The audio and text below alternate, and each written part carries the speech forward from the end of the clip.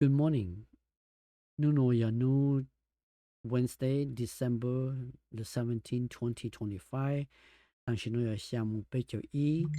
路适合呢，我有帮有 spy puts， so 我有了当时呢了 ，OK， 佢咩教国刚会被蒙些呢波走路好怕佢我有摸，我摸我好 stop loss set to 汤涨好喏，佢我好 risk reward 要我 take maybe right here only should be good enough. I think that's 2.87, so that should be enough for me. And let's wait and see if it's gonna come down here and hit my target.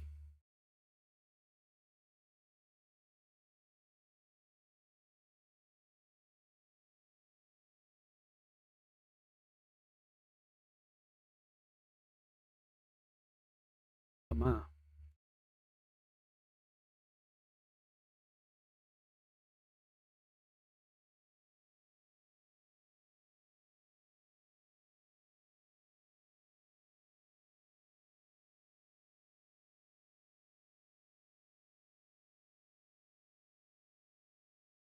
Puis một khoảng gap như là nó ha, khoảng nó ha. Giờ ta nữ chỉ cho các mục phiếu là ở khoảng gap nó chế nữa nó. Giờ ta nữ phiếu là khoảng gap nó chế nữ chỉ một sense để cho những một break even của họ xong nó của họ chỉ đó thì chỉ gap bên mà lấy xe này有梦想的讲呢 OK 但是呢因为还知道了哈 so let's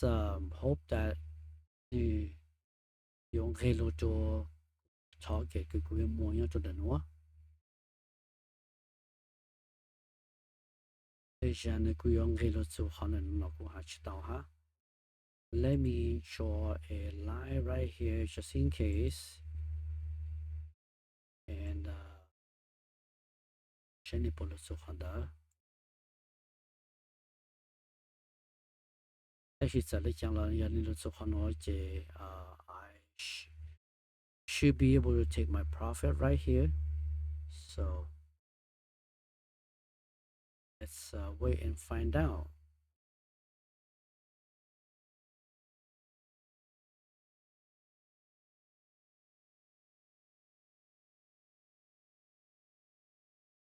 so 你公开红输入了哈被到谢谢用讲了 OK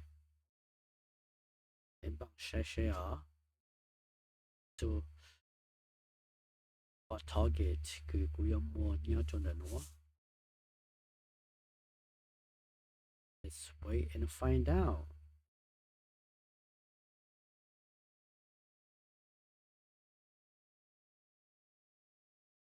come on you can do it come on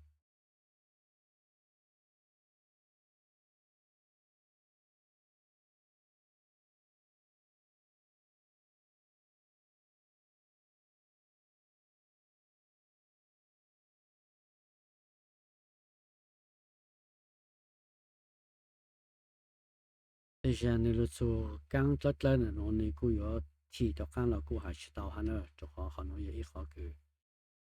trend line 个出下样当路你莫刚用的挪进的时候呢你กูจะเลย提到刚了知道哦哟 OK 没不到的但是呢你说了我呢一个路线呢我们说了找给没去找过刚呢也被嘛嘞星期 tomorrow 多 OK 你要用没说了呢 OK 没不到的呢你 cloud 了你说了过了 OK All right see you later bye bye see you tomorrow I'm so sorry